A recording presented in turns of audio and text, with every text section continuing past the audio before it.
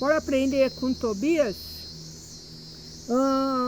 Nos outros estudos eu falava, se você quer um estudo para nós, algum livro para nós estudarmos, passe para nós aqui, passe aqui para mim trazer para vocês. E aí o pedido foi, fale sobre Sara e Tobias, né? A história de Sara. E aí não tem como falar de Sara sem não ler o livro de Tobias. E o mais interessante é ler o livro de Tobias inteiro, compreender inteiro, para compreender por que essa mulher viveu o que viveu, passou o que passou e superou o que superou. E é isso que nós vamos trazer aqui, né? A história de Tobias. Vamos agradecer a Deus por este momento maravilhoso de agora e viver esse projeto desse estudo bíblico com a visão terapêutica. Você gostou dos outros 2 vídeos como introdução? Maravilhas! De agora em diante nós vamos pegar, hoje nós vamos pegar o 1 e o 2 para estudarmos. 1 e o 2, isso mesmo, os 2, já de uma vez. São 14 capítulos no livro de Tobias. E nesses 14 capítulos nós temos muito a aprender do porquê Sara superou o que superou na vida dela. E assim nós vamos trazer para a nossa vida o que nós podemos superar na nossa vida, na nossa história, com esse contexto. Bora lá? Que o Senhor Deus nos abençoe para este momento de estudo bíblico aqui e agora. Vamos lá. Como vocês viram, estou aqui nesse ambiente maravilhoso, cheio de cigarros. Tinha uma aqui pertinho de mim, eu tive que falar para ela, por favor, vai cantar em outro lugar, porque não vai ficar legal você tão próxima. Mas dá para ouvir ela distante, né? Ainda dá para ouvir. Imagine, próximo, estava mais aguçado. Mas, vamos lá, gente. Tobias 1. Eu falei que algumas linguagens é Tobit, né? E expliquei o porquê. Bora lá pra gente entender essa questão de Tobias 1. Vou pegar só alguns pontos, mas vou explicar o que fala sobre Tobias 1. Ele começa falando, lá no título, falando da genealogia de Tobias. Quem era Tobias? Tobias era filho de um, filho de outro, filho de outro, filho de outro, filho de outro, que era filho de outro, que era filho de outro. Vou começar aqui para você entender, ó. Livro das palavras de Tobias. Filho de Tobiel, filho de Ananiel, filho de Aduel, filho de Gabael, filho dos descendentes de Asiel, da tribo de Neftali. Falando essa genealogia de Tobias, de Tobit no caso, né? Pai de Tobias, para nós entendermos a história e o contexto deste homem. Ele vem de uma tribo de Judá. Ele passou por pelo pai, pelo avô, pelo bisavô, pelo tataravô. E são pessoas tementes a Deus. E que nas histórias de cada um viveu o processo de profetas anunciando, né, a Deus. E os profetas anunciando, eles passaram, se vê ali um contexto de várias pessoas, daqueles que ouviram a Deus, daqueles também que não ouviram a Deus. E aí nós começamos lá no capítulo 1, versículo 3. Já fala sobre o drama de Tobias. Na verdade, o drama de Tobit e o drama de Sara. Por quê? O que acontece? Tobit, pai de Tobias, é muito temente a Deus. Então, ele construiu muita coisa, construiu um império. Império assim, no sentido de bens, né? Não é que ele era imperador, não, mas no sentido de bens que eu estou querendo trazer aqui. E como ele construiu muita coisa, era muito sábio e era muito temente a Deus, ele dava atenção a várias coisas que as pessoas não são acostumadas a dar atenção. E aí acontecia que dos patriarcas deles foi morto. Ele foi lá e enterrou. Mas foi morto pelo rei, largado às traças. E ele foi lá e enterrava. E aí, diante disso, ele foi fazendo isso várias vezes. O rei foi ficando pé da vida com ele e queria pegar ele. E aí ele ia fazendo isso de sempre. Ele usava muito com a caridade, muito com a caridade. Olha só que interessante. Falando aqui, ó, lá no 1:8, você tá vendo, eu tô contando a história e tô pegando alguns relatos, mas a história toda é isso, desse 1 aqui, desse capítulo 1. Lá no 8, o terceiro dízimo eu dava para os órfãos, as viúvas e estrangeiros, convertidos que viviam com os israelitas, e o dava a eles de 3 em 3 anos.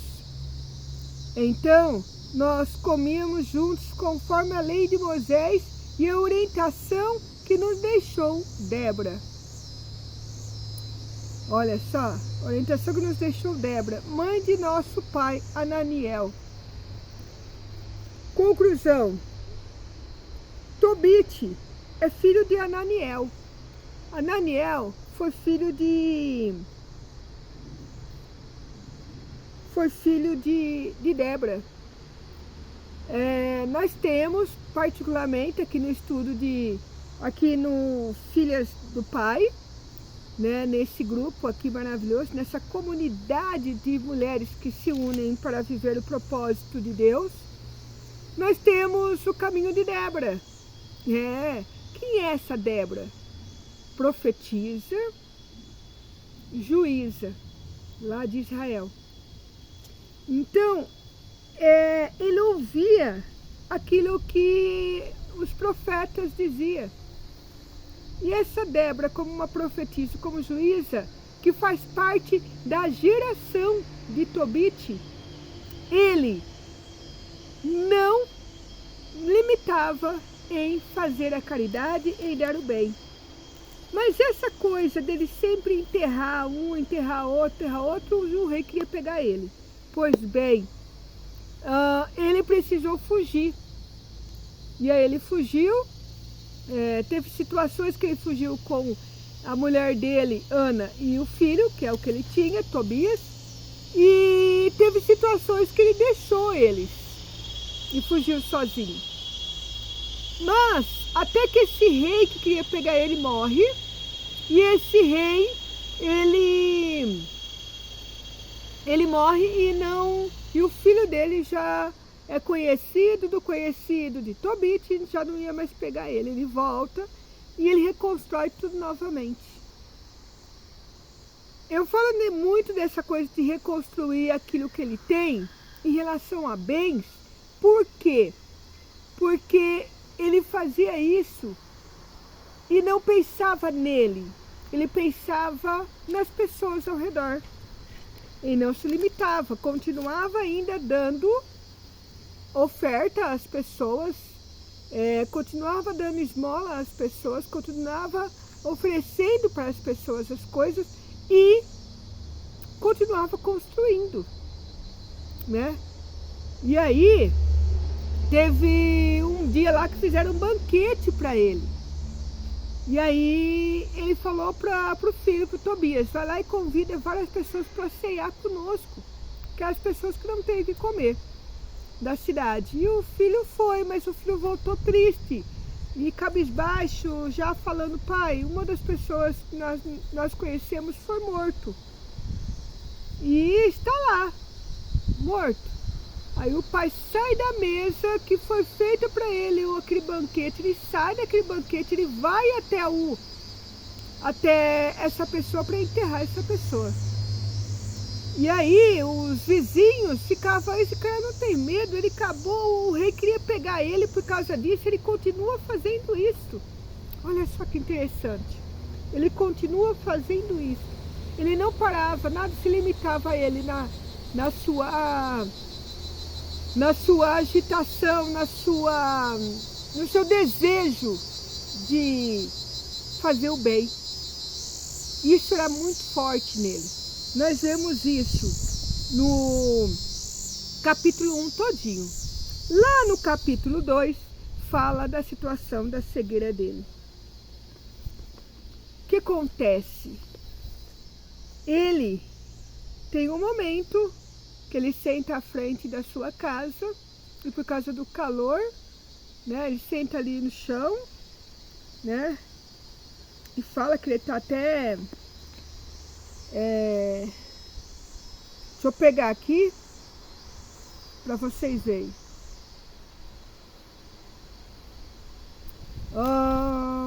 Aqui no 9. 2:9. Nessa mesma noite, depois de tomar banho, fui para o pátio em minha casa, depois da questão da ceia lá, né? Deitei-me junto a um muro do pátio com o rosto descoberto por causa do calor, né? Não tinha notado, porém havia uns pardais no muro bem acima de mim. Caiu um excremento quente aos meus olhos, produzindo neles manchas brancas. E aí é onde ele vai atrás de pessoas para poder ajudar ele, né? Naquela época os médicos eram o quê? Fazia muitas coisas medicinais, até as pomadas medicinais. Ele usava aquela pomada e só piorava, até que ele ficou cego de vez. E aí ele não podia fazer muito. A esposa dele foi trabalhar. E naquela época, para o homem, isso era uma vergonha. Uma esposa que sustentava a casa e não o homem. E ele viveu esse processo. E ele vivendo esse processo, né? Ele vivendo esse processo de muita vergonha, de muita angústia, de muita aflição. Olha só, você pode pensar, tá, Lisa, eu quero saber da história de Sara. Eu quero entender mais, né, sobre a mulher e tudo. Nós falamos sobre os temperamentos de cada um deles. Lembra do temperamento de Tobit? E ele gostava de ajudar as pessoas. Isso que ajudava ele mesmo na questão do próprio temperamento dele, né? De se dar, de se doar para com o outro. Porque a caridade, ela nos ajuda a sermos melhores como pessoas. Já guarda isso no seu coração. E essa coisa da caridade, da geração dele que vem a caridade, né? Guarda isso também aí no seu coração para a gente entender algumas coisas lá na frente em relação a Sara. O que acontece? Toda essa situação que Tobit enfrentou, ele se angustiou, porque ele ficou cego por 4 anos. 2 anos ali, a esposa falou, não vai ter jeito, vou ter que trabalhar. E a esposa trabalhava, e a esposa recebia. Teve um momento que a esposa recebeu daquilo que ela trabalhou, né? Ela tecia, então ela teceu e uma pessoa pegou e pagou ela o dinheiro e pagou um cabrito. E ele ficou irado. De quem é esse cabrito? Que cabrito é esse? Ah, mas eu recebi assim, assim, no trabalho que eu fiz. Não, devolve. Por quê? Porque ele tinha essa angústia dentro dele, de depender da esposa e não por conseguir prover. Porque ele conseguia conquistar muitas coisas, mas nesse momento ele tinha que depender das pessoas para guiar ele em tudo.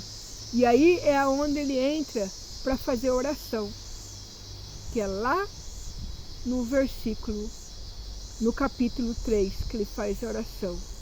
E no mesmo momento que ele faz oração, outra pessoa está fazendo oração. Mas isso deixa para o outro vídeo.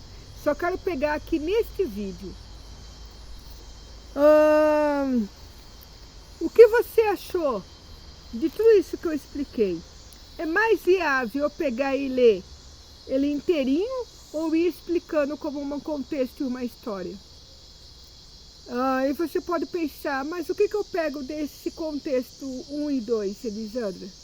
A caridade de Tobit. A caridade de Tobit. E aí também essa coisa de eu sempre ser uma situação, eu sempre sou, vamos pensar no homem, eu sempre sou o provedor, de repente eu não sou mais. O orgulho de Tobit. O orgulho. Começa a pensar em qual aspecto é o seu orgulho, em qual aspecto é a sua caridade. A sua caridade está lhe trazendo um ser melhor? Em qual aspecto? Dê nomes para o seu contexto. Adentre ao contexto de Tobit, da história, para conseguir compreender. E dê nome aos seus. Está ouvindo a cigarra? Chegou mais próximo aqui, ó. A natureza. Só falaram, saiu. Oh, meu Deus. Nem fui mais tirar você daqui. Mas essa coisa de Tobit, interno de Tobit, da personalidade, do seu gênero, da sua forma de falar, de pensar, aquilo que é para nós, mulheres, o nosso gênero, a minha forma de pensar, a minha forma de agir, a minha caridade, como ela está sendo. Nós vamos adentrar a história de Sara. Todo o contexto que foi vivendo com Tobias. Tudo aquilo que o anjo esteve presente. Mas para entendermos o que essa mulher passou, nós vamos ver cada contexto daquilo que está à volta dela. Que é a história de Tobit. Que ele ficou cego. Gostou agora? Compreendeu melhor? Tem alguma dúvida? Escreve aqui nos comentários. Não deixe a dúvida para depois. Até o próximo vídeo.